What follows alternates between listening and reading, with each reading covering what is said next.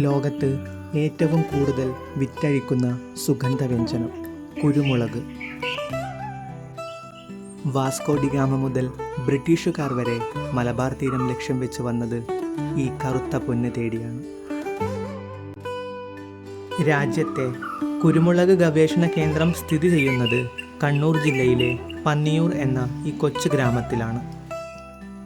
സാധാരണയായി തിരുവാതിര ഞാറ്റുവേല സമയത്താണ് 2-3 മുട്ടുള്ള കുരുമുളകിൻ്റെ തണ്ട് നടാറ്.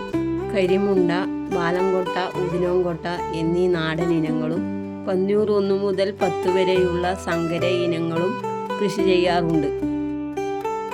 ഒരുപാട് ഔഷധ ഗുണമുള്ള കുരുമുളക് നന്നായി ഉണക്കിയാൽ ഒരുപാട് കാലം സൂക്ഷിച്ചു വയ്ക്കാനും ആവശ്യാനുസരണം പൊടിച്ചു ഉപയോഗിക്കാനും കഴിയും.